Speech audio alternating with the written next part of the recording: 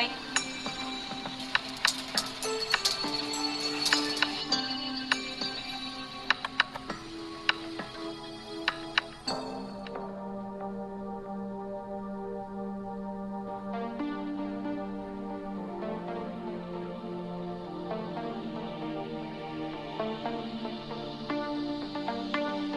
Stalking has changed over the years because stalkers are employing more and more techniques to perfect their crime. Technology is being used in most stalking cases. And so there used to be a lot of time and energy involved in stalking someone, and with technologies it has become a lot easier.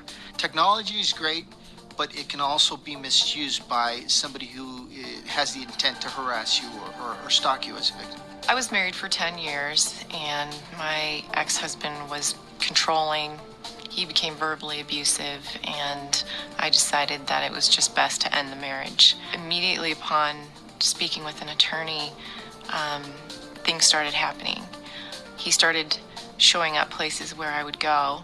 He seemed to know information about me that he shouldn't have.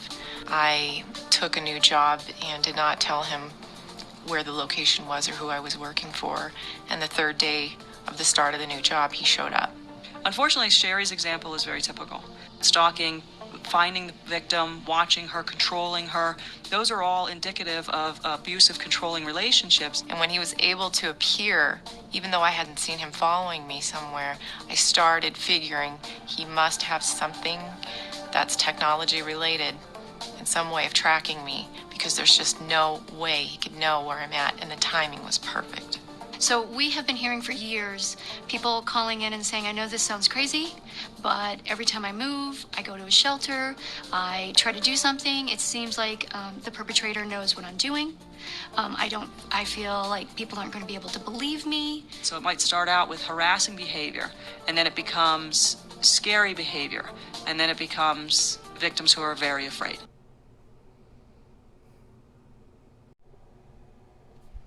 Hi, this is Cynthia Ortiz, and these are the Charles Perry Stalker podcast. So again, we state our disclaimer, use allegedly. Nobody's been convicted in a court of law yet. We apply the but for Mr. Perry's stalking, harassment, violent subjugation directed at me.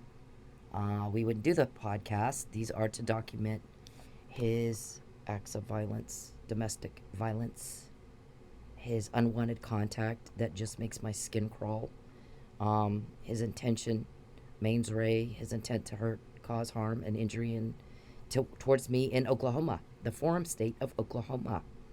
Foreseeability, Mr. Warman, and kind of document the history and moving forward, what is happening.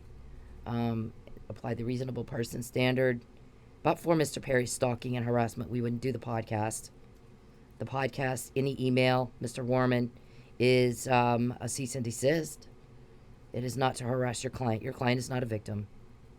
Your client has been a criminal, a deviant one, for a very long time. But his crimes weren't caught until he messed with me. And he cannot get that. He really is not putting that together. That cause and effect. And where are you? So we also applied the reasonable person standard, and we assert all constitutional rights. Mr. Perry, stalking, sir, is a crime. It is illegal. Voyeurism is a crime. The use of technology, cloning my phone, is a crime, sir. You sit and watch everything I try to do.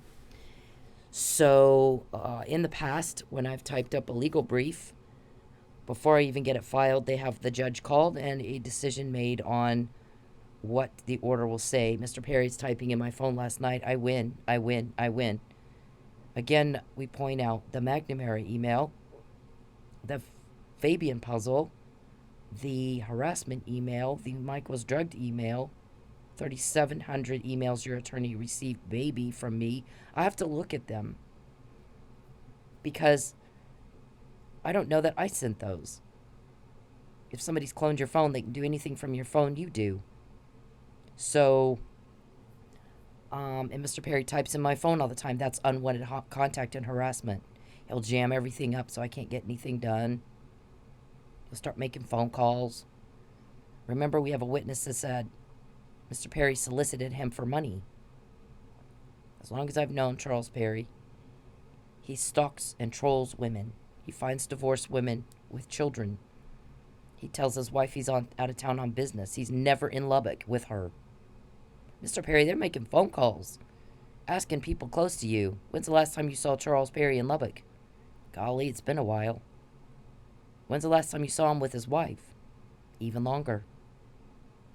You're up here bothering me. Where is Jackie when you bother me? Where is she? Where's Jordan and Matthew when you're bothering me? What lie do you tell them? You know, a monkey can sit around, watch TV, and poke things. Did you know that? Poking is a metaphor. I used it to describe your unwanted contact to Dr. Russell. A monkey can sit around. It's not impressive. Women are attracted to men who are impressive and intellectually challenging and busy working. Not some lame nobody who sits around watching TV, you know, poking things. Golly, that's a turnoff. The guy tells us he trolls women. When they're not home, he puts a camera in their home. He'll have a locksmith break in or pay the landlord or the maintenance guy a little something something. They put hidden cameras in and they start broadcasting these women all over the dark web, all over the internet, all over the world. So you don't know who all has seen it because this has gone on for years. You don't know who all has seen that and who they reported it to, Mr. Perry. Do you? You're not making people happy with that. It's weirdo. It's sex weirdo. Peeping and voyeurism are crimes in all 50 states, sir. It's like rape. It is absolutely like rape. It's a violent violation.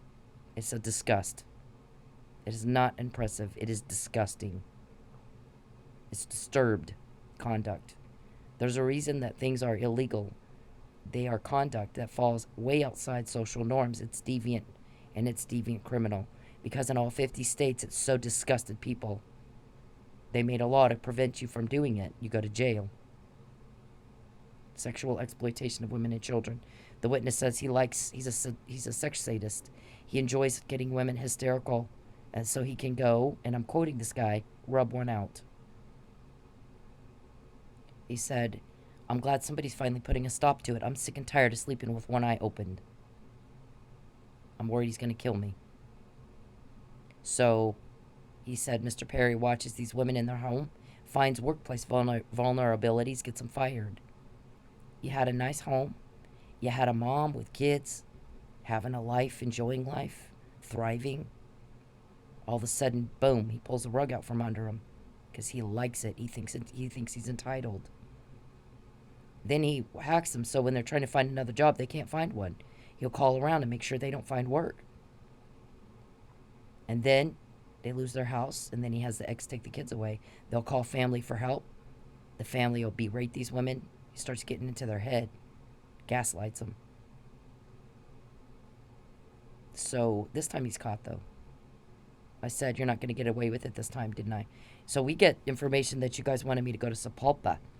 So my son graduated from high school 4 years ago. I haven't been back. I don't want to go back. Why would I go back to Sapulpa? You got to hook up at Zios. So I find out about it, so I'm not going to go. Because you guys won't leave me alone. We got power behind us. Power, Mr. Perry. People busy working. People who can properly assess a situation and act with precision and accuracy, which you cannot do when you have a situation in your mind that's imaginary. You're not going to properly assess anything. And you're going to miss your mark every time, and you do, and you have. And so we have the McNamara email, and we have the Fabian puzzle, and we have, whoever it was that was discussing that book, the Fabian puzzle. There's one organization that could get that to her in jail that I know of. And you don't know what other messages were in that book, do you? She's not going to talk about it. Didn't even think of that, did you? Okay, so the use of technology, phone cloning. What I tell my friend Cheryl is we're going to Carino's every Wednesday night. Mr. Perry's not been told about it. He's not been invited. We're going to Carino's every Wednesday night. Mr. Perry, the more you bother me, the more you pester, poke, peep, hack, sit around causing problems, the more you get caught. and you are not putting that together in your head. You're very slow. It's extremely embarrassing for you. Only, I'm asking our shrink, why is he not embarrassed? What he's doing to me is so bizarro, so strange-o. And he gets up every day and does it all over again and is one bit embarrassed. She said, he doesn't know he should be. Because everybody else doesn't act this way. They don't do this stuff because they'd be too embarrassed. Mr. Perry's got something wrong with him. He needs a brain scan. I believe he's got Alzheimer's or senile dementia. And I'm watching his mind deteriorate more and more over time. So, you keep getting caught. Anyways, so I haven't told Mr. Perry what I'm doing. Why would I? It's not his business. He's not somebody I socialize with. He's a colleague, as far as I'm concerned. But I'm going to with Cheryl, and his staffer, Catherine, keeps showing up. She has the whole restaurant to sit in, and she's sitting right next to us every time, and we're getting weirded out by it. I look at Cheryl one night, and she's kind of glancing at her like, the fuck? I said, meet me at Starbucks when we're done. On 82nd and Quaker, meet me at that Starbucks. She says, okay. We go. I tell her what's going on. I go, Charles Perry has hacked my phone. He's sending that chick to stalk me. He's been stalking me. She goes, oh my God. I go, he's pulled up behind my house. He was watching me in my backyard. He's doing some strange things. She said, huh. Well, a couple weeks later, I forget my phone at home. If I forget my phone at home and he's hacked it or cloned it, he should think I'm at home, right? Well, I went to run errands. I forgot my phone at home. He went to Carino's looking for me. Cheryl called me. First she texted me, are you coming? I didn't see it till I got back. I said, well, I texted her back. I don't think so. I haven't taken a shower yet. By the time I take a shower and get ready, you guys will be ready to go. So I forgot it was Wednesday. I have a lot on my mind. I had a bunch of errands to run. I went and did my errands.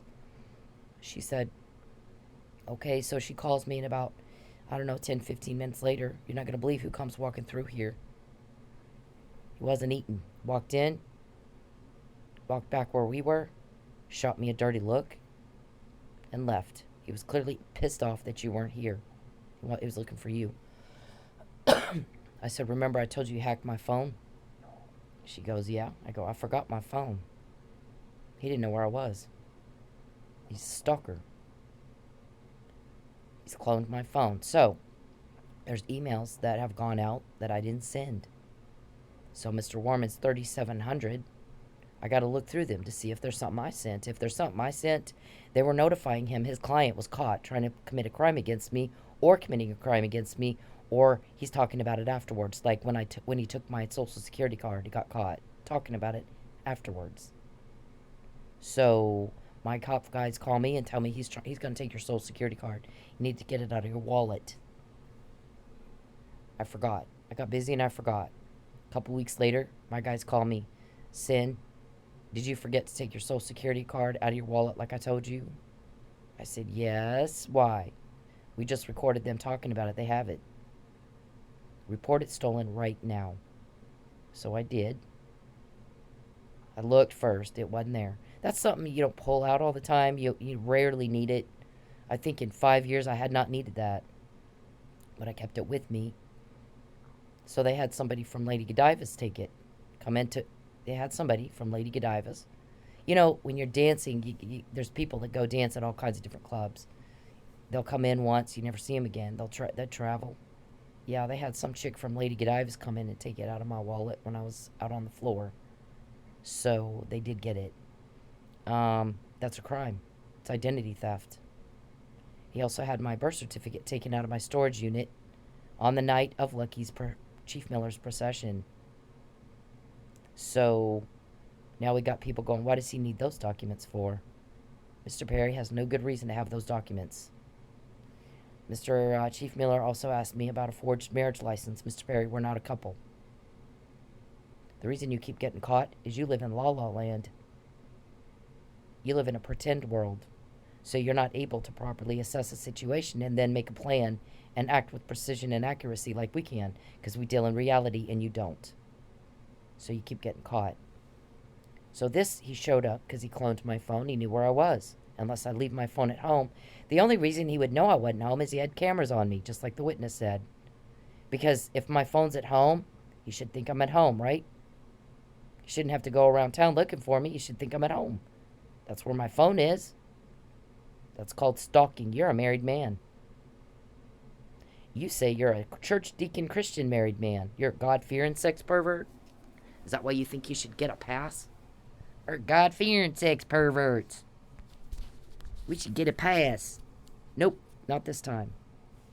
So, there's that. I'm telling my friends in September 2011, not I'm mad about abortion or gay rights, or I guess they're asking about climate control. That's not even on my list of shit I think about, actually. I have not registered to vote since 2012. Haven't voted.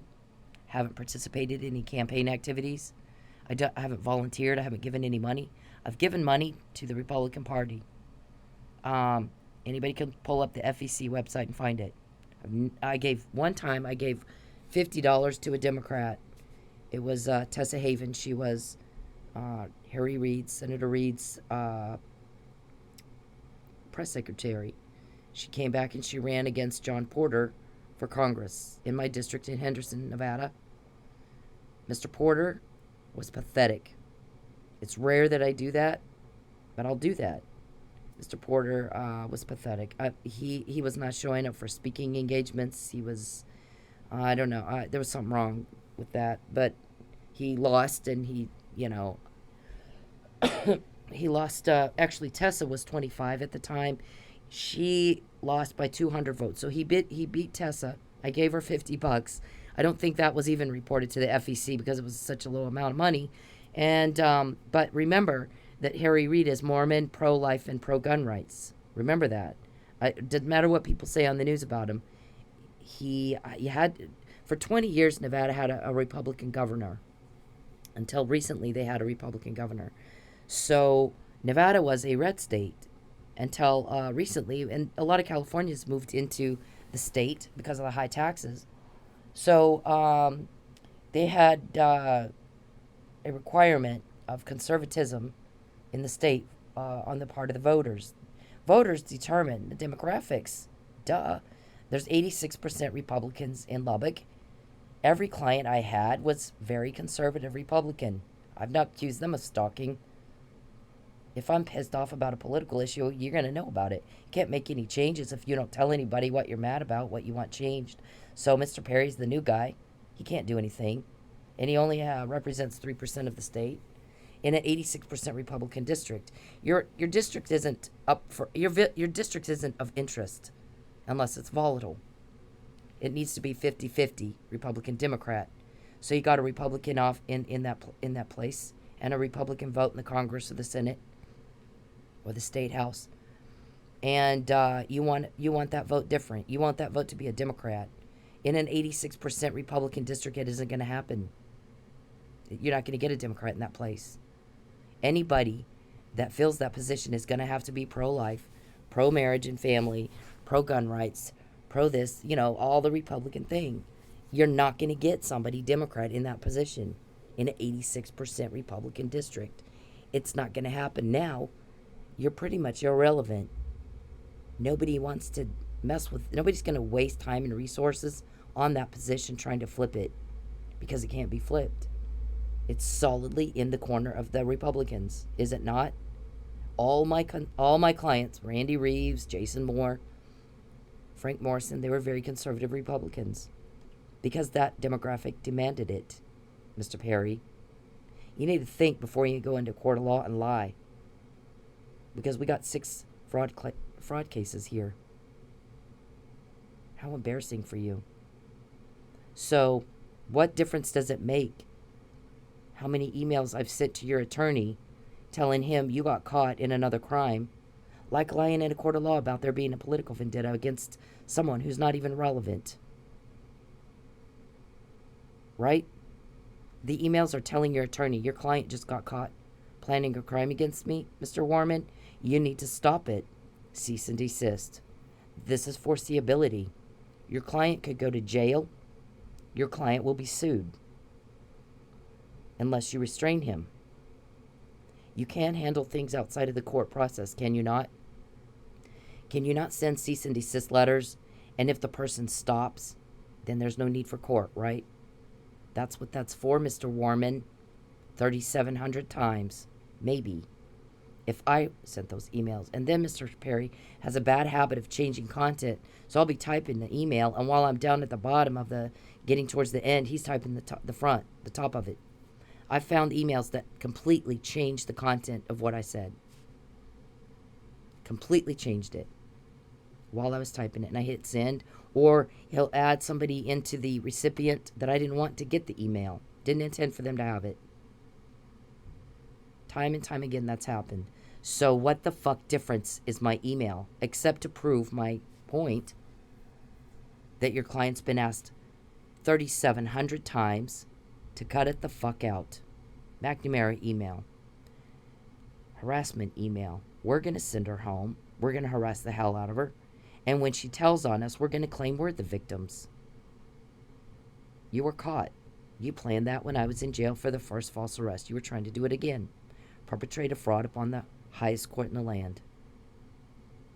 While you're planning that, the judge who was the biggest proponent of free speech died under suspicious circumstances.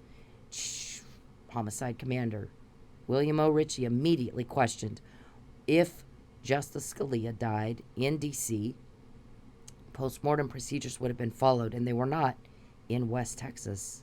It wasn't in any other part of the country, and it wasn't at any other time.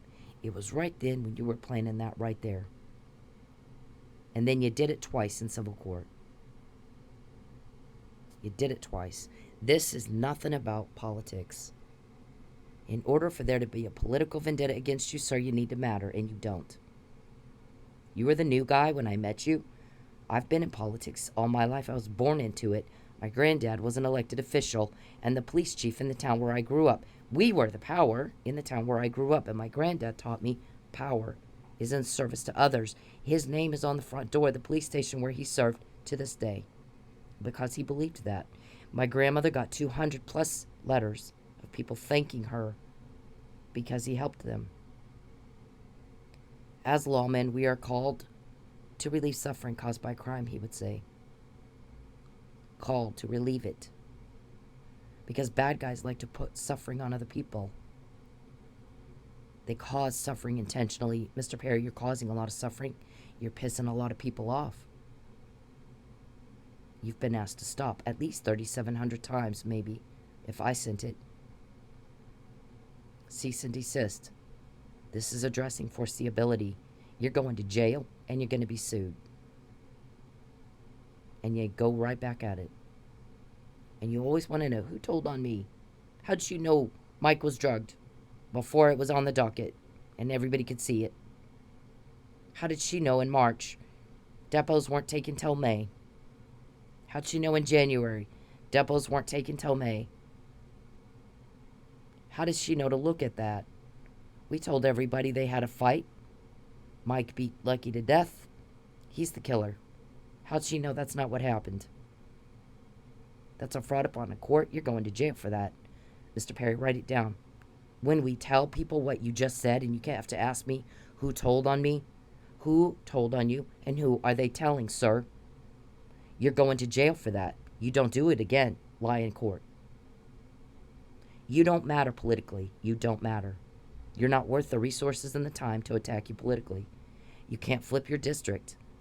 You're going to replace you without the stalking, minus the stalking problem, the moral failure, the personal thing. You can't keep your pants zipped up. You can't be normal.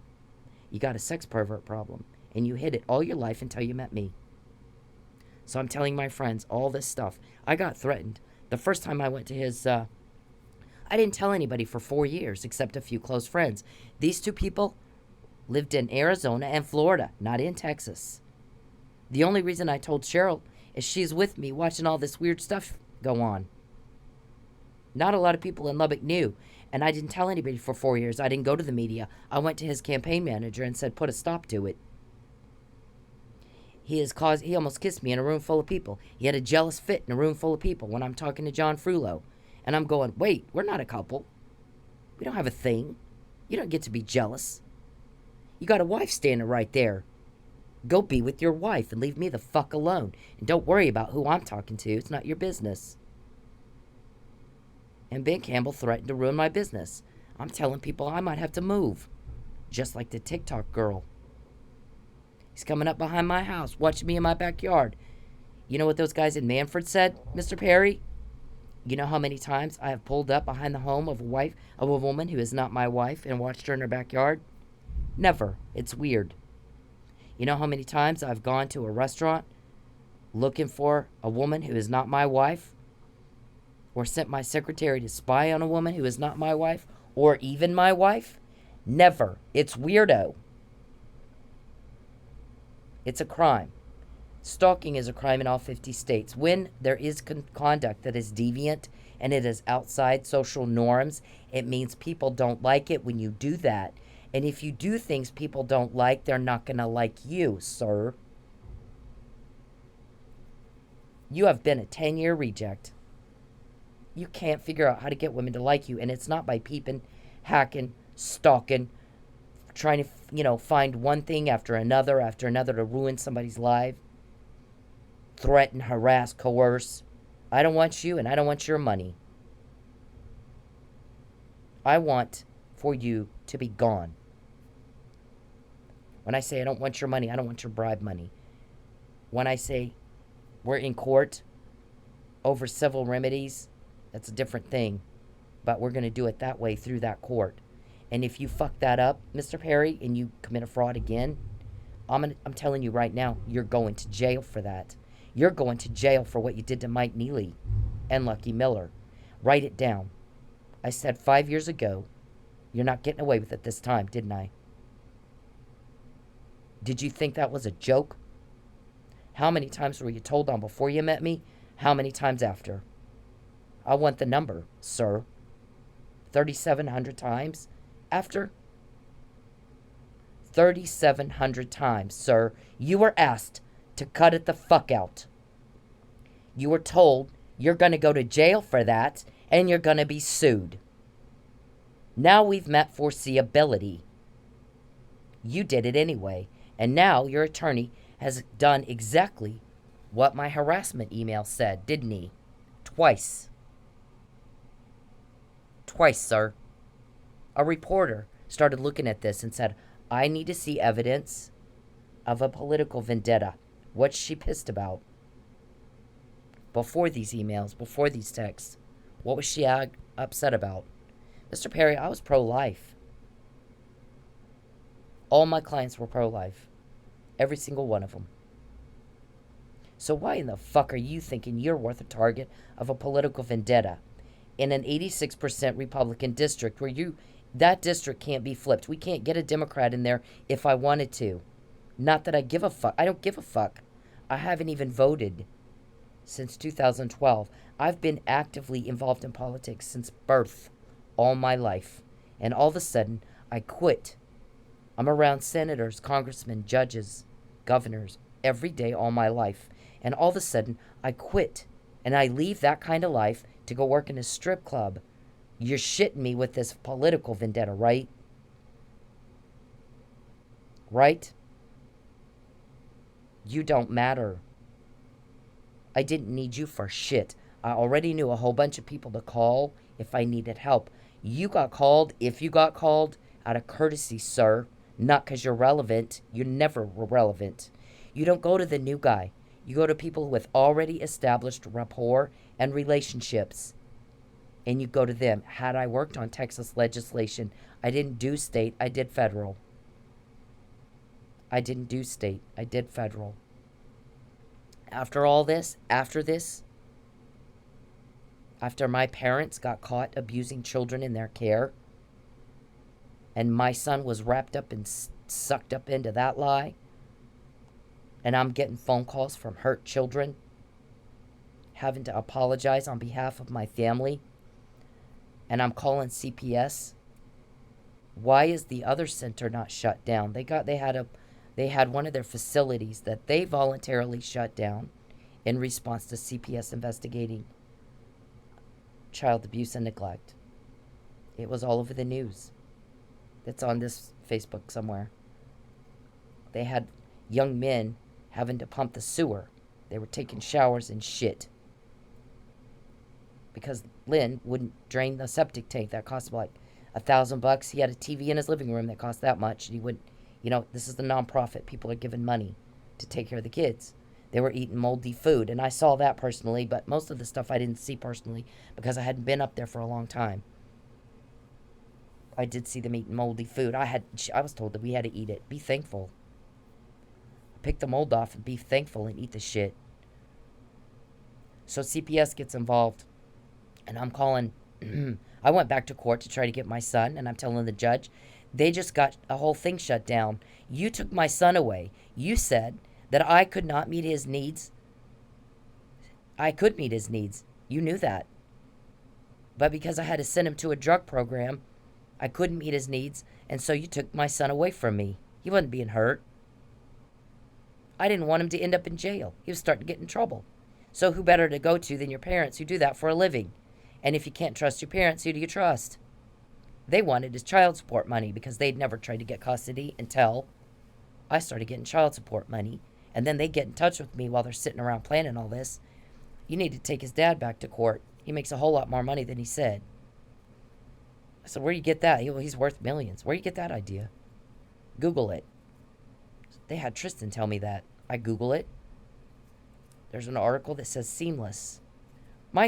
My son's dad is a brilliant man and a very interesting man. He runs nightclubs. He did business development for nightclubs.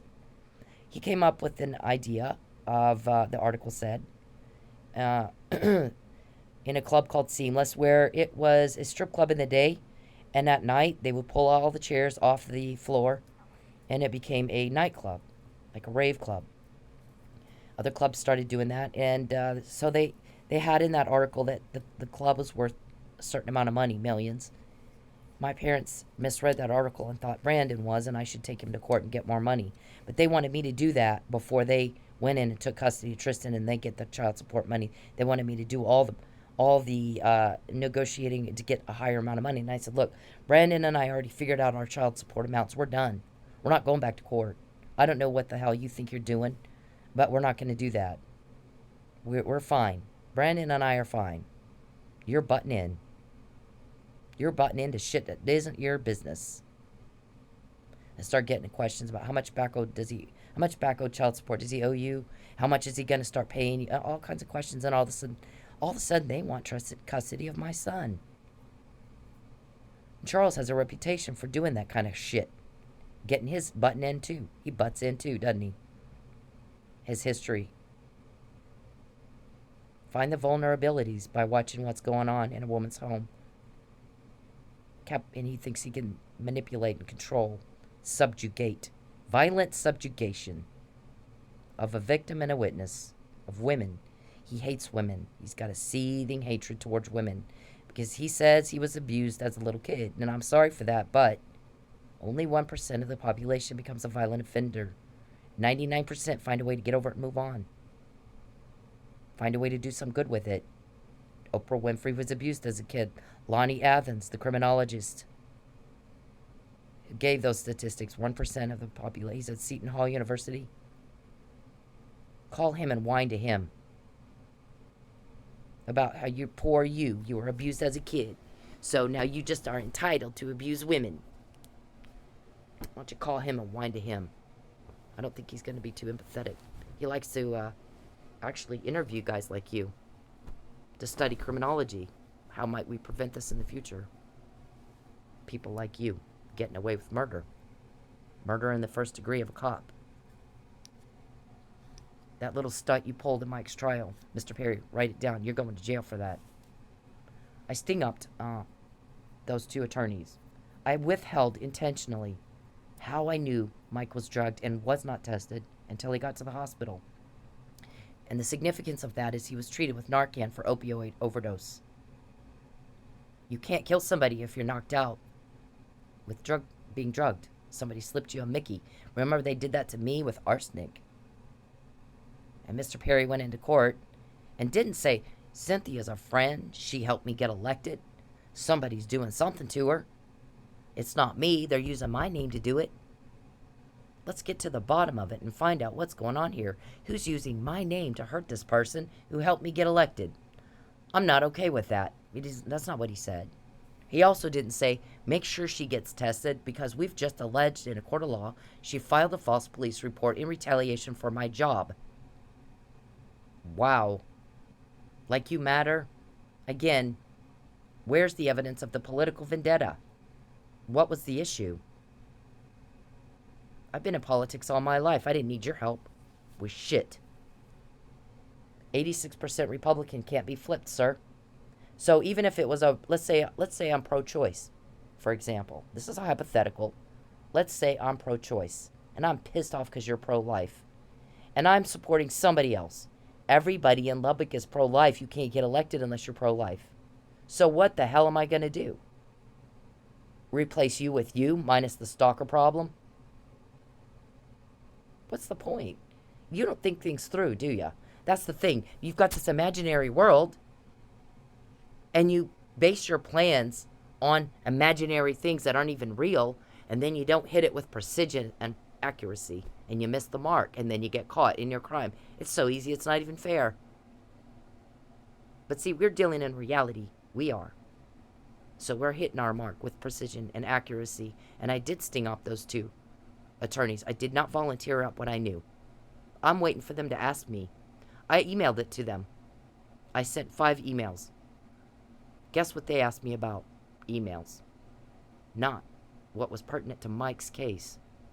Truth-seeking, fact-finding is the job of a prosecutor. Not a frame-up. How much did you pay them, Mr. Perry? How much money did you pay those 2 attorneys to hurt Mr. Neely? I promise you, listen to me when I say this, write it down. Just the same as I told you 5 years ago, you will not get away with it this time. You will not. You will not get away with it this time. You will go to jail for what you did to Mr. Neely and Mr. Miller. You had no right to do that. I'm very upset. The 40 police officers that helped me, because I can't do this alone, are pissed. It resonates with officers that you're a threat. If you're a threat to one, you're a threat to all. If you would do that to one, you'll do it to another. But this time it's going to be harder to get away with because I caught you on this one. Nobody else caught you. I caught you. My guys caught you. We caught you. I'm Chief Hall's granddaughter. Don't forget that. You fucked with cop daughter, cop people, cop family when you came at me. Because you didn't consider reality. You didn't even try. You did not even think it through, did you? I can't go into court and say it's a political vendetta, that it's over my job as a legislator. We think you're delusional. You don't even know what that means. What is your job as a legislator? What is it? That's what these guys in Manfred said. You know how many times I've pulled up behind a woman's house that isn't my wife and watched her in the backyard? Never. It's weirdo. And it's also not what you need to do to pass a law in Texas. Was that Chief Miller? Was that Mike Neely that said that? I'm not told who it is on the recording, but that was recorded and I heard it. That was recorded, sir, and I heard it. And 3,700 times you were recorded and I heard it and your attorney was told. Your client just got caught again. Make him stop. And 3,700 times he ignored me. 3,700 times you're harassing me. And you got caught. You are not a victim, sir. Don't you again go into a court of law and lie. You're caught. You committed perjury at least 6 times that we know of. When you conceal a material fact from the deciding body, it is perjury. It is perjury. You have a duty to disclose the fact. The fact is material to the case. It's significant that it could change the outcome. And you did it knowingly and willfully, intentionally. How many times in civil court am I not in there to divulge material facts that could change the outcome? Like the text from Mickey James. Pinto's recording. Why don't you be creeped out for 2 hours, have sex with the guy, and be $5,000 richer? Solicitation of prostitution. And you got turned down cold. And the Those people work for you. He kept arguing with me. Your husband sent me. I'm like, what? I think you got the wrong person, sir. I don't know who you're looking for, but I'm not married. So describe the girl that you're looking for. I'll help you find her. No, your husband sent me. Okay, let's try this again because you're not getting it. I'm not married, so I don't have a husband that would have sent you. You must have me mixed up with someone else. Who is it that what does she look like? I'll help you find her. I don't have a husband, sir. Then he goes, the Texas senator. Okay, well, I'm not married to him. He's a delusional wackadoo. If he told you that, he's full of crap. I flipped on my recorder, and the rest of it's all over the place. This was recorded. This guy's Pinto. This is a contact within the foreign state of Oklahoma. This was recorded, and here's the transcripts. And he's telling me, you're occupied. I'm not occupied. I'm not married. And I'm telling him, why'd the senator tell you I'm his girlfriend? Okay, but what you're telling me is the senator told you I'm his girlfriend. I'm not telling you he said, because, I can't get into trouble. He asked me 3 times if I was wearing a wire. 3 times. Then we got text from Mickey James. We got the text from Mr. Robertson where he said, yeah, we gave you arsenic. And had they not, Mr. Perry would have made sure I was tested. He would have held a press conference. He'd have had drama queen. Look, she lied. I tested her. She don't have nothing in her system. She lied. Poor me. Everybody come feel sorry for me. I'm a victim. He would have done that. But guess what they did not do? They did not test me. They, by physical force, prevented and delayed me from giving my evidence to Tulsa police. They were poisoning me in Tulsa. I filed the police report with Tulsa police. Not Lubbock. I don't live in Lubbock. I hadn't lived in Lubbock for 2 years. Fraud upon a court after fraud upon a court after fraud upon a court, and you just did it again. Cynthia is crazy. She sent us 3,700 emails. You mean cease and desist emails? You mean I just told you 3,700 times your client 3,700 times tried to commit a crime against me but got caught, and you were told, and you didn't do anything about it? So now it wasn't just once or twice, it's 3,700 times, and I promise you got 10 times that, Mr. Warman. 10 times that. Who the fuck do you think you're kidding? Going to court and lie again, you're going to jail. This is foreseeability, Mr. Warman. You'll go with them. You will go with them. You do not go into a court of law and lie. You've been caught 6 times. It's going to be very, very difficult in our case for you to, I'm not even gonna. Some things are obvious. I don't know. So this man, look, I'm telling him, he's just nasty. He's gross. Look, now listen, get richer. He'll really be nice, and he'll pay $5,000 for 1 night. I'll throw up. I won't do it for $5,000. I won't do it for anything. He can fuck off. How about that? Oh, you're not seeing the big picture, the guy says. His big picture and my big picture are not the same thing. You're dealing with a delusional individual, which is why 3,700 times we caught him. You wanted me in Sapulpa? I hear. Haven't been there since Dennis went to school. Dennis is about to graduate from college. 4 years, I haven't been to Sapulpa. I have no plans to go to Sapulpa. I do not like Sapulpa. I had a really hard life in Sapulpa because of you. You got people in Sapulpa working for you that made my life miserable for you. So I'm not going to Sapulpa. So I notified Mark Warman via email that I had somebody break into my house. My screen was cut up to shreds. I had to replace it. They'd already been told I have a stalker. Mr. Swafford did not come to my home to look. He didn't come look at a thing. They didn't know I had these Facebook messages to friends in 2011 talking about stalking, not political. Anything, nothing. They didn't consider my history. She's been in politics all her life.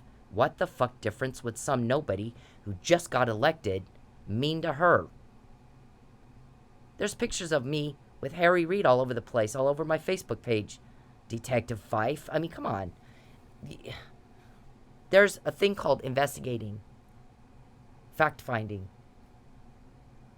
So, why the fuck would I go to Sepulpa and trust anybody from there? Mr. Perry, you guys are off your nut. This guy comes to my work. He came where I was. He came where I was. Mickey James, Terry Wagner, Joel. All those people came to me where I was and made some sort of threat or act of coercion. That is all here. Anybody can see it. And if a person and the public and the media can see it, you better make sure the judges see it, and you better make sure Oklahoma law enforcement sees it. Know your shit. Know your fucking shit. Or don't waste my time.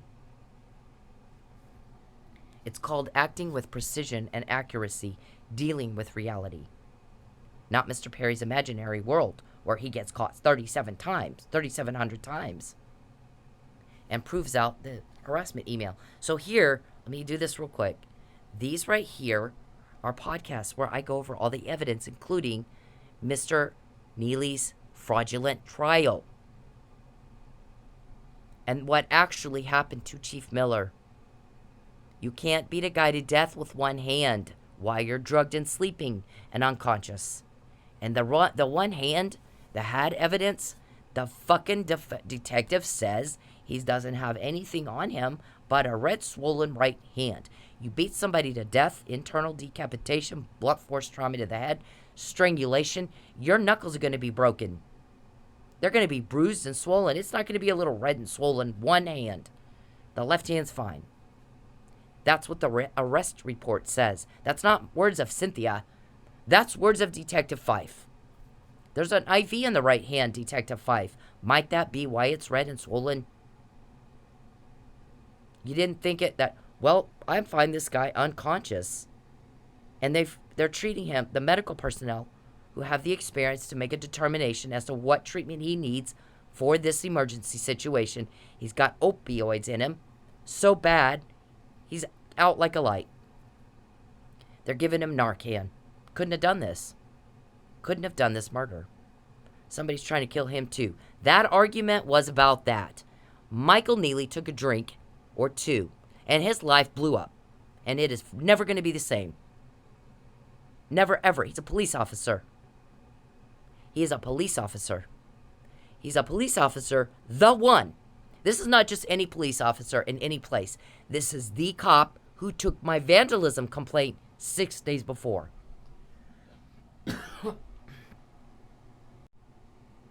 Took my vandalism complaint 6 days before. Not just any cop, not just from any place. That cop. That police officer and his chief. I filed it against I don't know who. It could be these guys. You're obligated to tell police if you have somebody that could have done it in your life, like a stalker. You're obligated to tell them what they're looking at, what they're getting into. I was raised by 3 generations of police. It's like a family. It's like you took, I don't know the guy, but you feel a bond. There's a bond there you can't explain. With the good ones, not the corrupt ones. The corrupt ones you want out. Because the corrupt ones right now are causing mistrust in this country with police on a national level. Not just Tulsa, not Lubbock. All over the country with the Derek Chauvin thing, we all saw that. We had people get crazy. The country went weirdo. You had people calling for the defunding of police. Get rid of them. They're not doing their job right. What happens next time? They might actually defund you. And then you won't have a job. Let's not let it get there. Kick the bad ones out. And fucking put the bad people in jail. Because Charles Perry reoffends. He can't stop. He's a repeat offender. He's been doing this all his life. He can't control himself. He can't stop. My guys have a bigger case. You got 5 people. Get them. They hurt one of our people. They hurt a police officer. For me, that's like my family. I didn't know Officer Neely. Here's the thing. I don't know the guy. I know I just filed a police report with him for vandalism. I don't know, sir, who did this. It could be the man stalking me. There's one man who hired 4 people, and we're all in court right now. We're all in state court right now as an ongoing court proceeding. They've tried very hard to stop me from being able to sue. My car keeps getting threatened because if I don't have a car, I can't go to work and make money to sue. Because I want the fucker off me. I want the fucker out of my life. He's a menace. He's a threat. He's creeping me out. He's violating me, and I want him gone. By the way, one of them has his employee staying 2 doors down here. Wow, he says, that's weirdo. This is weirdo. Yeah, you think? It could be that, but, you know, it doesn't mean that is who it is. It could be some random weirdo. I may have 2 weirdos. So, these people that have come, this is the William O. Ritchie comment about Justice Scalia. Right here. Do you see that? It's questioning, why was the post-mortem procedures not followed in West Texas like they were where we live? Like if he had died in D.C., things would have been a whole lot different. So did somebody slip him something? Was he checked for needle marks? I don't think he died by natural causes. I think he was killed. Well, gosh, when you're planning something like harassment, and you've actually done it, what this email says, the harassment email, when you've actually done it, hang on. Before I get to the harassment email, this is the arrest report of Mike Nealing that says he only had 1 injury on his entire body after he supposedly beat someone to death. A red, swollen right hand, and he's found unconscious and treated with Narcan for being drugged. This guy has pulled off something no man ever on the planet has pulled off. While he's drugged and unconscious, he beat someone to death with 1 hand. That is something. Or his ass. His attorney said he did it with his ass. Anybody heard of such a thing? Wow. I remember when I first got in touch with Mr. Mitchell telling him, your argument is not plausible, sir. Not only is it not plausible, it's not possible. What happened is Mr. Miller was upset with somebody else in the room. They were in their regular clothes. Lisa said in her deposition that Mike dressed in sweats when he was getting ready for bed. They weren't getting ready for bed. They were found in the regular street clothes. They were talking to somebody. There's no cameras in that hotel. Except for the lobby. Nothing in the hallway by where their room was. So anybody could have gone in that room. It was somebody they trusted, or they thought they could trust. They let them in. There's no forced entry. They're at a police conference. There have been police trying to cover all this up. Was it police? Was it police from Lubbock? Walk in that room, slip Mike a little something. Mike passes out. Lucky starts yelling at him. They're fighting. And then here comes Hotel John to the room, knocking on the door, trying to find out what's going on, asking them to be quiet. They got a noise complaint. He opens the door, but not wide enough to see the occupants in the room. Only wide enough, he said, to see the face of Chief Miller. Before that, they had called down to the front desk looking for the remote. Mike opens the door. Both occupants could be seen. Lucky was laying on the bed by the window, resting. Mike opened the door. But this time, Lucky opens the door, and you can only see his face. He said he didn't open it any wider than his face. Well, you don't need to conceal Mike. He's the other registered guest in the room. Who was he concealing? Somebody behind him with a gun to his head telling him, get rid of this guy?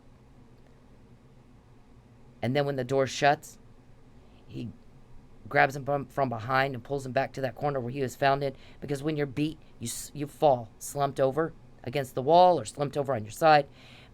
Chief Miller was found laying face up, nice and neat, in a tiny, tiny little space. He was put there. Someone put him there. And you can't beat a guy to death and have nothing on you but a red, swollen right hand. It's this last thing right here. Suspect Neely was transported to Sacred Heart Hospital for evaluation. I, Detective Fife Martinez, arrived at Sacred Heart to speak with suspect Neely, but he was not able to provide any information about what happened at the hotel. Might that be because he was drugged and he slept through the whole thing, sir? Golly, we could do your job for you.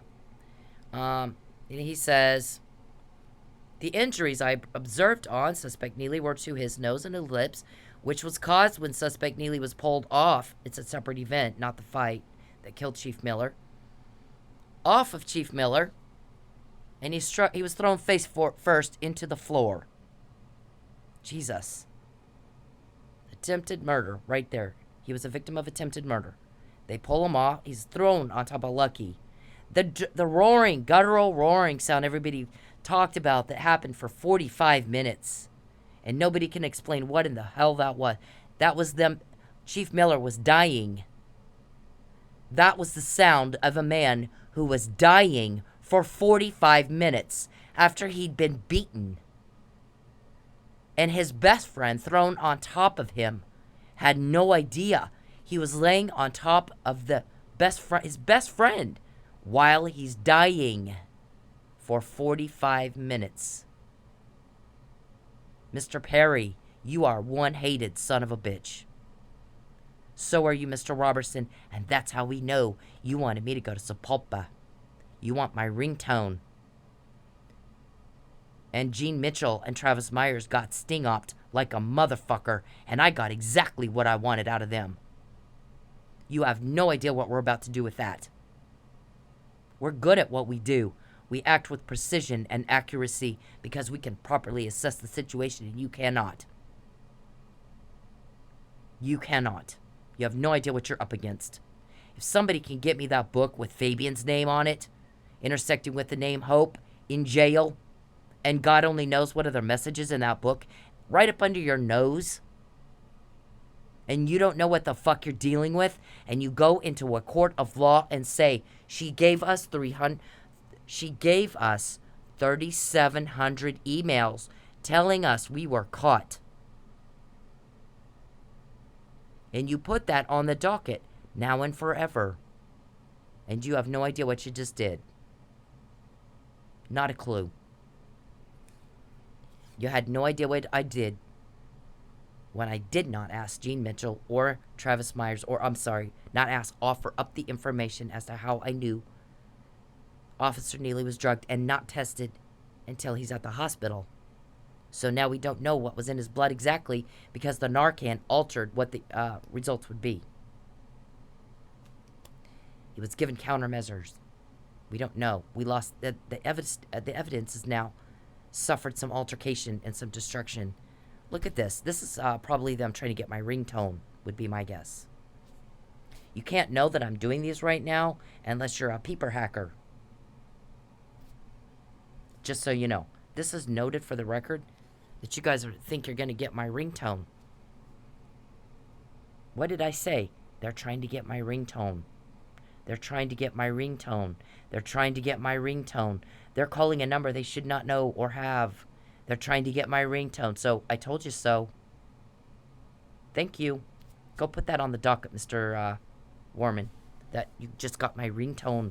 So, are you calling my phone? I don't know that person. Duly noted for the record, but we did say that's what you were trying to do. So, so I'm going to let you do it. I'm going to let you do to you. There's your shovel, dig away. So, this is where he says, I also noticed suspect Neely's right hand to be red and swollen. Right hand was red and swollen, not the left, only the right. What's in his right hand? What is in his right hand, Mr. Perry? Mr. Robertson? Mr. Warman? Oh, a needle. Might that be why it's red and swollen? You guys call my phone again, I dare you. Call it again. You couldn't know that I'm recording right now unless you're a peeper hacker in order to make a phone call. If that was you. Was it you? Are you doing exactly what we said you're doing? Again?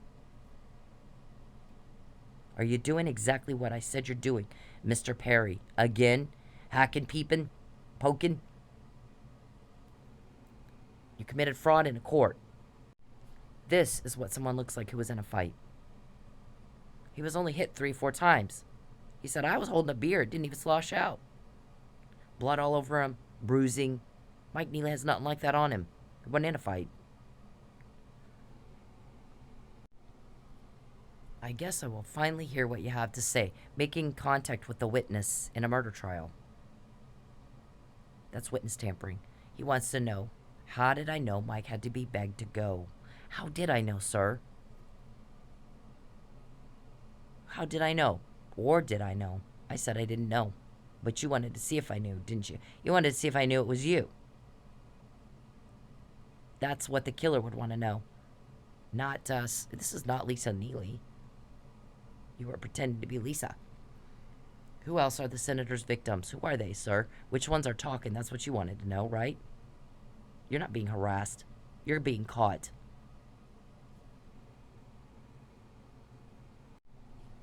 This is the harassment email, and you've done it twice. Twice in a court of law, you've done exactly what I said.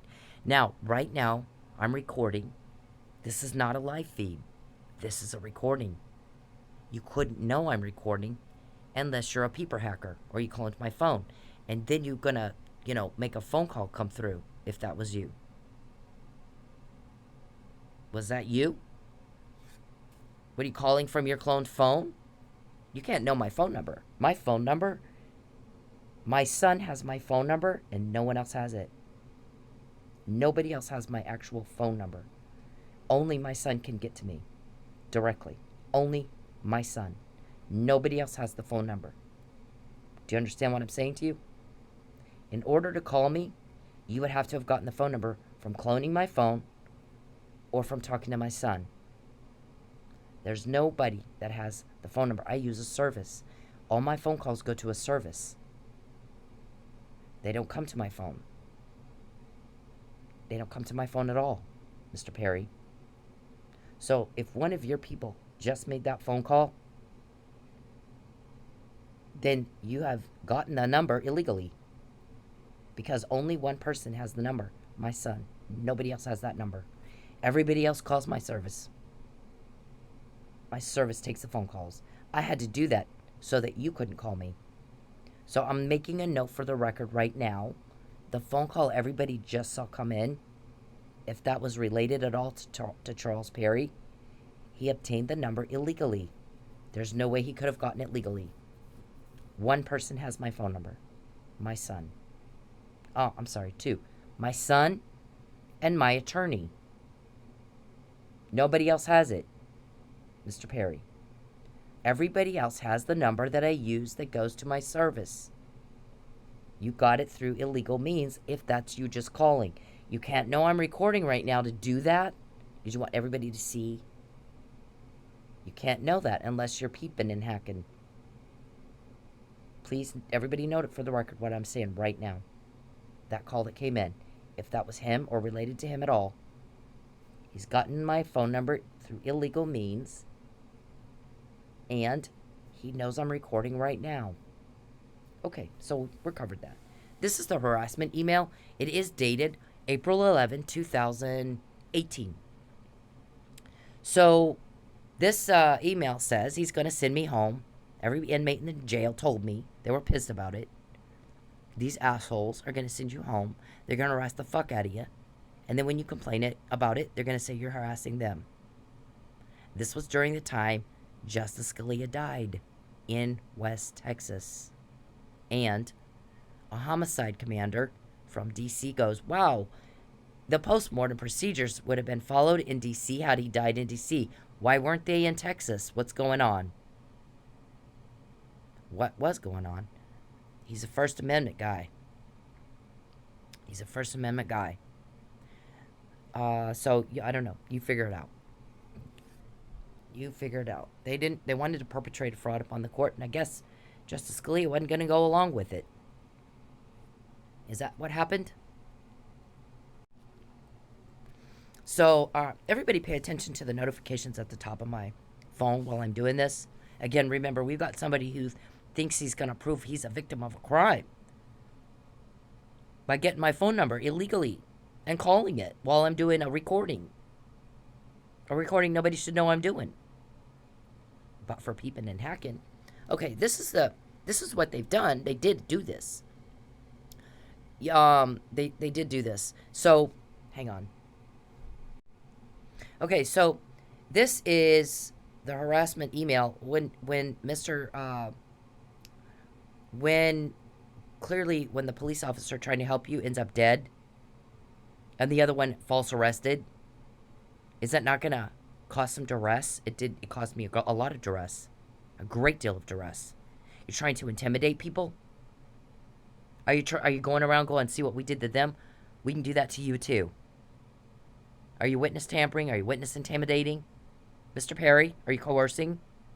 It's a racketeering violation, sir. It's a RICO violation. Title 18 of the United States Code. So, you need to get a better attorney or something. I don't know.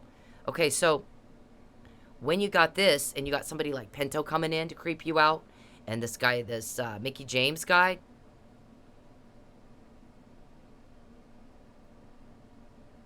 and Mr. Wagner and Joel coming in to make a threat to me for you,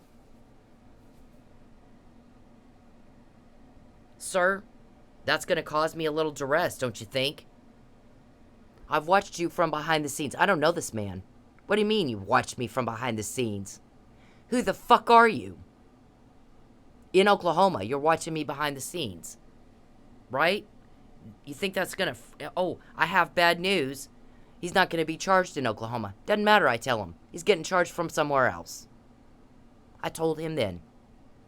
Not getting away with it this time. Let's see. He tells me he thinks I don't have a civil claim. Yep. Okay. Been watching me behind the scenes. I've been stalking you for him. I've been watching you behind the scenes. I'm telling him. He tells me your litigation's not feasible. What do you know about it? You a lawyer? No, I'm not a lawyer. Okay, then they told you to say that to me. Is that supposed to discourage me? You and Pinto. I don't know. Yeah, he'll be charged. No, he won't be charged here. Yeah, guess what? He's going to get charged from somewhere else. He keeps asking, who told? How'd you find out what I'm trying to do to you? 3,700 times. Who's tolling on me? Who are they telling? That's really the big question there, sir. Okay, so, what else does he say? Oh, I signed a letter of discretion. Mickey James tells me. In a text. These guys are telling me this in texts. In texts. I'm good at what I do, aren't I? Okay, actually with them, they were told to say that. They're told to say this shit. It's so easy, it's not even fair. They thought that was gonna gaslight me or intimidate me. Is that what you guys thought? Is that what you have? People actually text me this shit? Very, very incriminating statements. This is gonna cause me some duress, Mr. Perry. I don't know this man. He's come into my workplace. Bought a couple lap dances. I need to make money. Right? Don't I? He's a customer. I'm gonna give him a lap dance. But you're not supposed to know where I work. Because you claimed in court you're not a stalker. You claimed in court you're the victim of a political vendetta and a false police report. That wasn't even investigated. Hadn't been a week. There was no blood test. That's what the reporter said, sir. I'm looking at her case. I need to see evidence of a political vendetta. I need to see the blood test to prove she was not poisoned, as she claimed. I need to see an order that makes sense, because I'm looking at Judge Cummings' orders, and it's exactly what she said. There's no reason given for denials or dismissals, and no case precedents cited. And she has the harassment email that they planned this to send her home, harass the fuck out of her. Entrapment. Coercion. She's doing what any stalking victim would do. She's doing exactly what any stalking victim would do. Document, and she's pissed. Any stalking victim would be pissed at what you're putting her through and her family. She's going to call you a bad name here and there. It's fine. What's not fine is what you're doing to her. That's what the reporter said, sir. You know what other reporter said? Not this one, a different one. If we thought Mike Neely was innocent and Charles and Dave did that murder, if we weren't sure before, we are now, because they didn't let her testify. Had they let her testify and the jury still found him guilty, I would believe them. But because they wouldn't let her testify, she ranted for a year. They're not going to let me testify. They're kind of trying to keep me from testifying. They're trying to take everything I have. They're trying to coerce. They're trying to bribe. They're trying to starve me into taking a bribe to lie. And I won't do it. I'm starving. I went a week without electricity. Right around the time of his trial. I didn't do what you wanted. I don't subjugate you, little weirdo. You're a horrible criminal. You're a heinous criminal. My granddad's legacy was to relieve suffering caused by crime. And he also went through some suffering, adversity. And he came out a hero. His name is on the front door of the police station. So I'm not going to... That's not for sale, sir. His legacy isn't for sale. I'm going to look these people in the face that you hurt, and I'm going to tell them one day, it's over. You're safe now. You're safe now. We put the bad guy in jail, and you won't hurt anymore. You're safe now. You're okay. You're good. We caught him. That's what's going to happen, Mr. Perry. I need you to write down, I need you to look at reality. Before you guys met me, how many times were you caught? And after you met me, how many times were you caught? 3,700 emails that you were caught. You're not the victim. You're pathetic. Everybody's a little sick and tired of hearing that little drama queen dance you do. You go into a court of law against her, you will go to jail. You go into a court of law and you lie, you will go to jail. Do you understand me? I said 5 years ago, you're not going to get away with it this time. Are you? If you have 3,700 emails where I caught what you were about to do to me, you want me in Sapulpa? Officer Neely was drugged. Sin, he didn't do this. Because it looked funny, the timing. It looked funny, the timing of that. It wasn't just any cop, it was those cops. Chief Miller had asked me already about a forged marriage license. At that point, when I said no, I didn't sign it, he actually should have arrested you right then. I'm sure if he had it to do over again, he would have.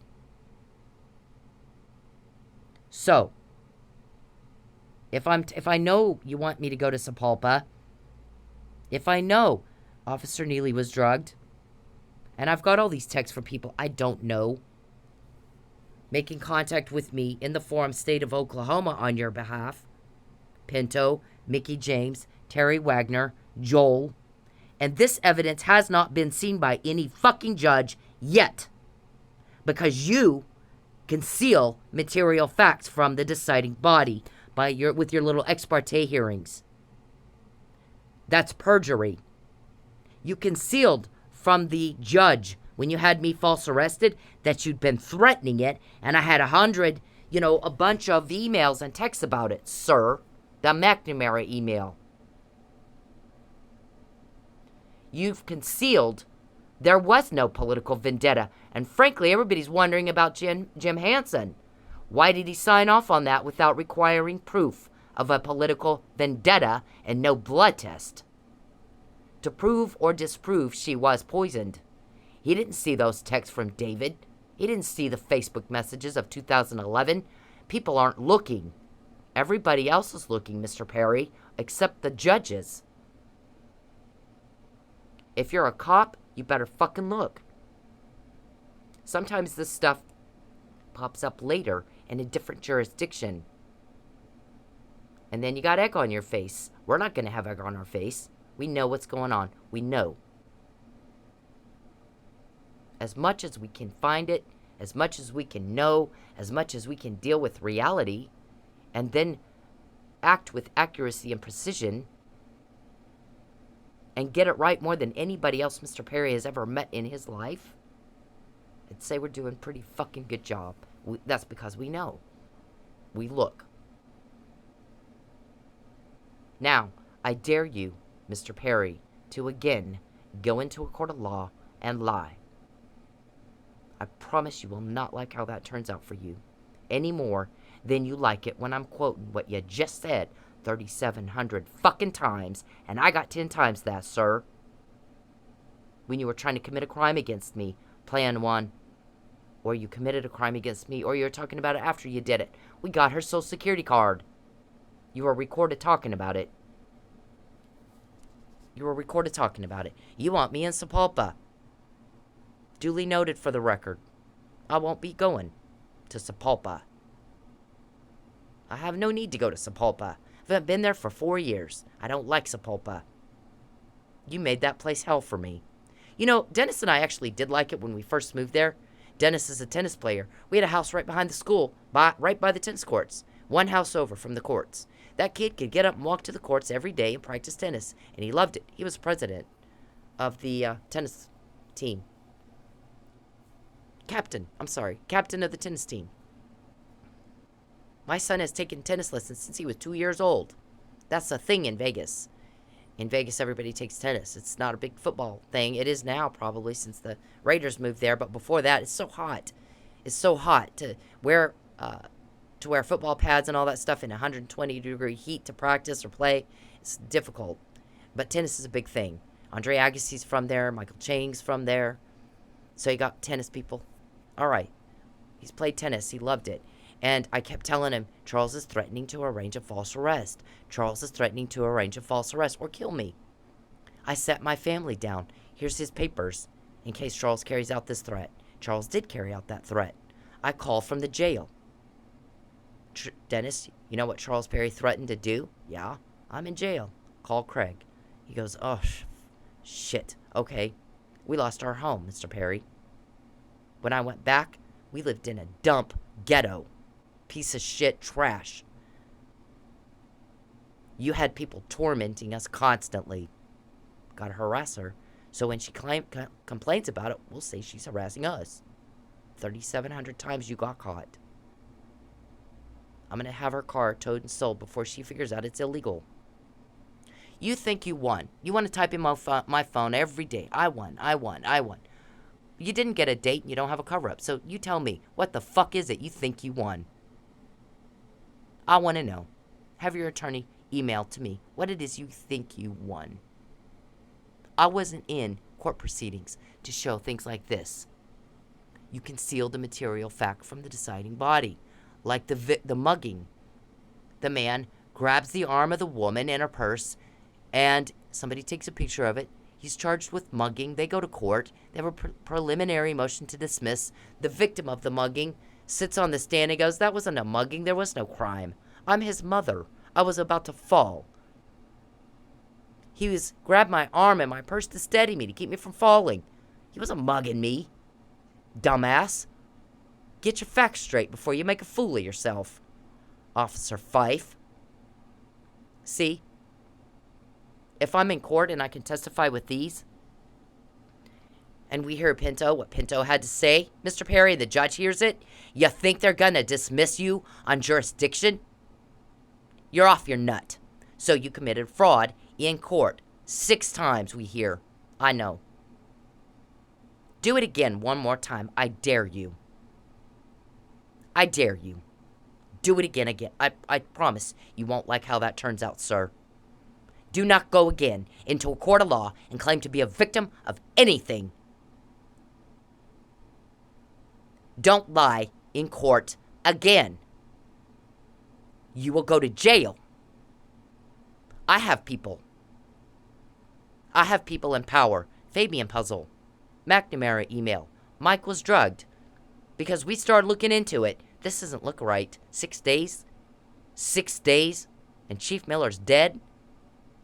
What in the fuck happened here? My guys start digging, and they call me. He was drugged, Sin. He didn't do it. I said it before. That was confirmed in a deposition a couple months later. Mr. Perry, wake up and realize what you're dealing with. How many times were you caught before you met me, sir? How many after? You're pathetic. I've told you to leave me the fuck alone. I am not in love with a scum like you. You're a job, sir. That deposition was a sting-op. I wanted to see how involved those two were. So no, I did not offer up information like how I knew Mike was drugged, who told me that, or that he was tested. And they didn't ask a single question about your little weird text. How'd you know Mike had to be coaxed to Oklahoma? That's witness tampering. What they should have delved into was that. And they should have asked me, how did you know Mike Neely was drugged before it was on the docket? Who told you that? How did you come to have that information? They didn't ask me because they didn't care. What they cared about is what you told them to care about. Link the emails. Get information on the emails because we're making a lie again. We planned it in 2016. Send her home, harass the fuck out of her by sending guys like this in to fuck with her. Do you know how creepy it is when someone you don't know says, I've been watching behind the scenes? It's called stalking. I didn't know this guy. He came to my work. The first thing he said was, it might be worth the risk of the suspicion we saw with the murder of Chandra Levy that we had saw on Gary Condon for him to kill you. There was Pinto. Sleep with him for $5,000. Be creeped out and you'll be $5,000 richer. Those are all contexts within the forum state of Oklahoma. Harassment, stalking, coercion, witness tampering, victim subjugation. 3,700 times your attorney got notification your client was caught if those emails were from me. If they were from me, I have to see them. I don't know that I sent them because I got a hacker cloner. Use of technology in stalking today is pretty prevalent. You paid the bill of Mr. Kaufman, who I wasn't gonna pay. The exact amount that was owed to Galligan. Pretty close. $350, $375, that's pretty fucking close. Because you hacked me and you saw the two bills come at the same time and you paid the wrong one. Had I asked you for help, I would have only taken Galligan's bill in and said, can you help me with this, please? You wouldn't have ever heard Kaufman's name. Yep, you fucked that up too. So, this guy, I gotta find the text where he's threatening me. He had made a verbal threat at the club where I worked in Tulsa. Lipsticks. Where he came and found me. I'm not where he is. He's at my work where I am. In Oklahoma. What you said last night. That the risk is too high that it would bring same suspicion of Gary Condon and Chandra Levy. And the first attempt to kill me. Just by a miracle of Almighty God failed. And that's the reason I'm alive. There's no other reason. I'm referring to a threat he made to me verbally. I'm letting him know I did not die because I have a Heavenly Father watching over me right now. And he says, yes, there's always a risk, but is it worth the risk of that suspicion for him to kill you? Maybe it'll be worth it. And I've watched behind the scenes. What the fuck? You've watched behind the scenes? Wow. You mean you're stalking me? You mean that guy paid you to stalk me and you've been watching from behind the scenes? Yeah, here we get another one. So, all the notifications at the top, everybody please, again, note, for the record, most of them aren't real. They're on Mr. Perry's clone phone. They're not on mine. Or he got a number illegally, and he's trying to pull a little stunt here is what he's trying to do. Nobody should know that I'm recording anything right now, unless they're peeping and hacking. Okay, so here's the bill that I was just referring to. Galligan's bill. And that is, oh, I just checked that message that popped up. Has nothing to do with me at all. nothing to do with me at all.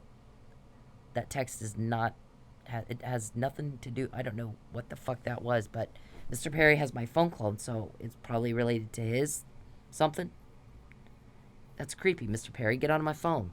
Okay, so this is, there's several notifications that have popped up. Kelly Caruth Adams is my friend. She has messaged me more than once. So that one is mine. I don't think that has anything to do with anything. The phone call coming in, there shouldn't be any phone calls that come into this phone ever except for my son and my attorney. No other phone calls should be coming in. Nobody has this phone number but those two people. Everybody else has a number to my service. It's the number that's on the court docket. It's out everywhere. Anybody can look it up and see it. It's on the... Anyways, okay, I'm done. I'm done with your poisonous tree or whatever the fuck it is you're trying to do here, Perry. Everybody knows you want my ringtone, or you're trying to... I don't know what the hell you're trying to think you're trying to pull. But nobody has my phone number, phone number, but two people. My kid and my attorney. That's it. Everybody else calls the service. They have to leave a message, and I'll call them back. That's all there is to it. That is all there is to it. Nobody can know that I'm filming right now in order to do something like that to try to, oh, we caught her. Nope. You knew I was filming, and you try to pull a little stunt. And that text right there has nothing to do with me. And that happens a lot. I'll be doing a podcast, and Mr. Perry, shit comes up, and I'm like, I don't know what that's all about. Has nothing to do with me. Has nothing at all to do with me. So, Mr. Perry, you're caught. Again, you shouldn't know I'm doing this right now, Mr. Perry. These notifications that pop up that have nothing to do with me, sir, that's bizarre. Okay, so I have this email come in from Mr. Galligan. You owe me $350 right there. Right here. $350. Same time, Mr. Kaufman, whose bill was in dispute, calls me and says, I got $375 from you. Wow, I don't have any money. I didn't pay you. I need a copy of that check. I need to see who sent that. I have an idea. I have a hacker who saw these and shouldn't have known anything about you. Shouldn't have known you exist. Page, and I need a copy of the check. To this day, he would not give me a copy of the check. If he had nothing to hide, he'd have given me a copy of the fucking check. Don't you think? Okay, so Mr. Perry's not getting harassed. Mr. Perry is getting caught. Is what's happening. And so after that harassment plan, when I was in jail for the first false arrest, Mr. Perry, everybody told me, disconnect your phone immediately. So the first thing out of my mouth when my attorney picked me up from jail is, they've already got a plan for a second false arrest, Ted. They're going to harass the hell out of me. Perry's going to tweet and text and email from my phone. They told me to look into FlexiFi. Some people told me, just get rid of your phone. So, and they're going to harass me, and if I talk about it, they're going to claim they're being harassed. The first thing I told them. Just like they planned my first false arrest. So, he says, my attorney, Ted Hogan, get rid of your phone. Get rid of it. Disconnect it as soon as you get home. Well, my ex-husband disconnected it when he picked me up. The phone was in a back bedroom. Everybody was out of the house. Nobody was even at the house. I had a new phone. I had my new phone with me. I'm in Manford. I get pulled over because I tried to turn right from a left-hand lane. It was late at night. Well, it wasn't real late, but it felt like it because in Manford, everything closes at like 6 p.m. So my son and I wanted a snack. We're driving through town looking for something.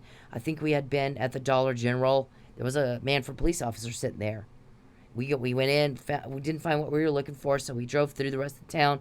Everything's closed. We come back around. We're passing by the Jiffy Trip. I had given up. And my son goes, let's go in there. It's open. Well, I'm in the left-hand lane when he said that. So I turned right from the left hand. We're headed back to towards Sand Springs.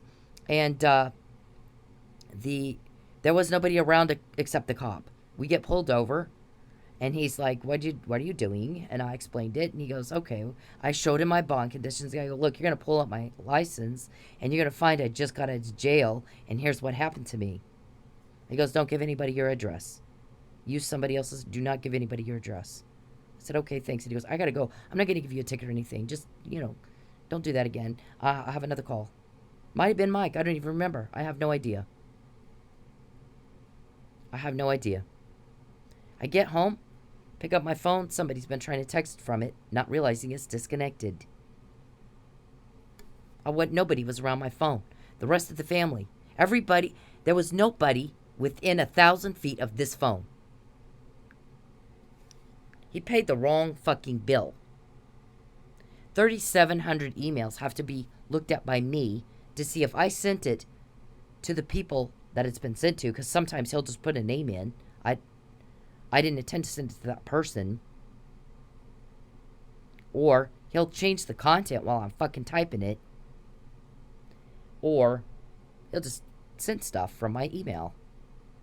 But if it's from me, Mr. Warman, that's 3,700 times your client, and you and your client were told you got caught trying to do something to me. Again. Please stop, because you're going to go to jail and you're going to get sued.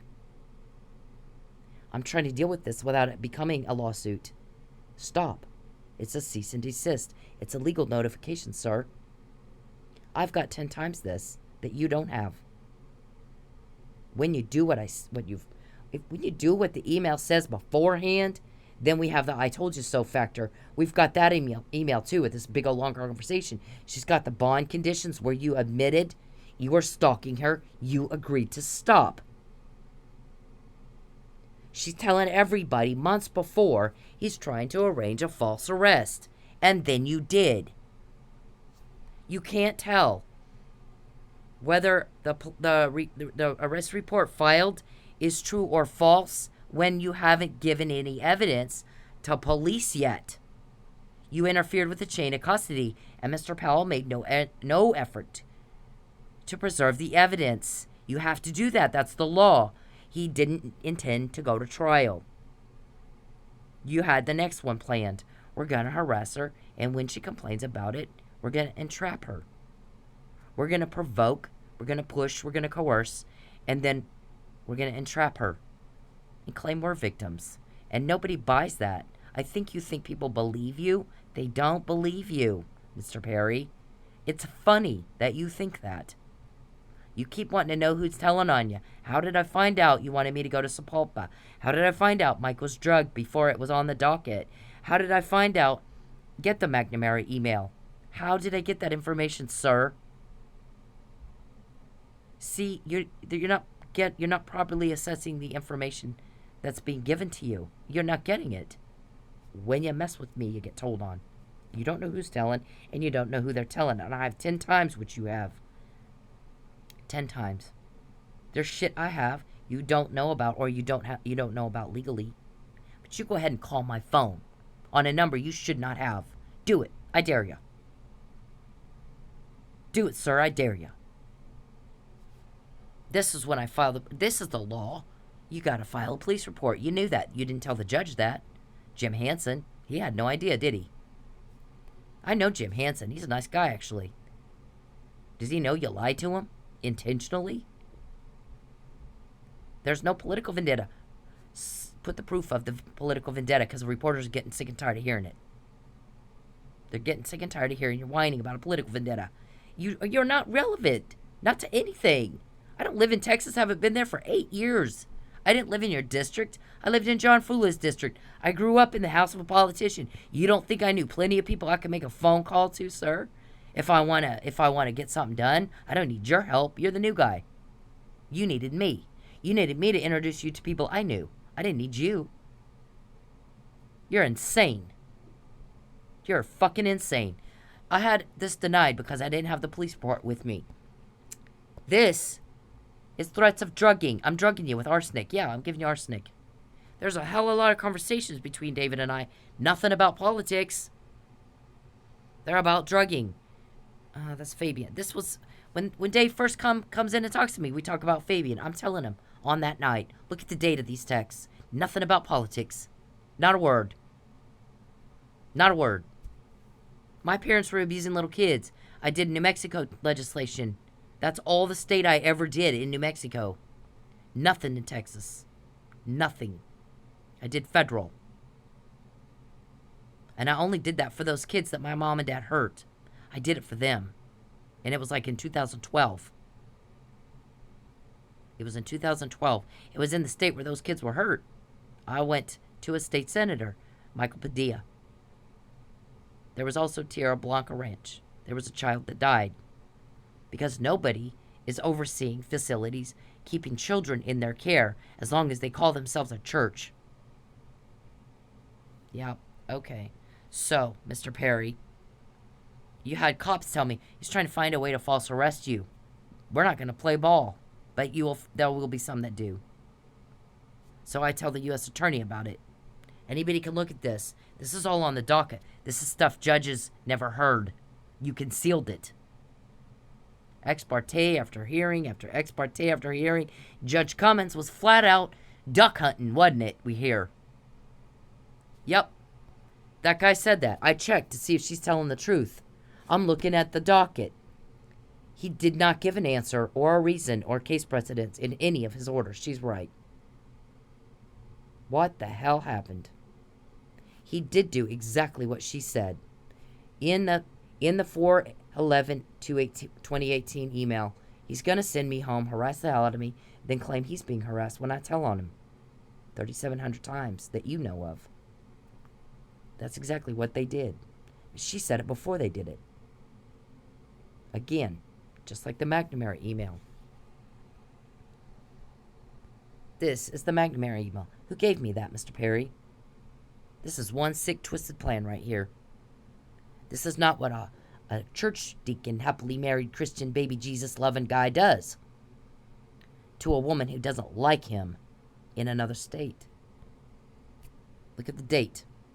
10/29/2015. Look at the date. 1/21/2016. Look at the date. January 29, 2016. Wasn't even a week. No blood test. No video evidence preserved. Had I not been poisoned, you would have made sure to get a blood test, and you would have had a big whiny drama queen press conference about it. I lied. She lied. She wasn't drugged. We tested her blood. There's nothing in it. But you made sure I wasn't tested. By physical force, that's a RICO violation. Title 18 of the United States Code, 1512 and 1513. You violate on a daily basis, don't you?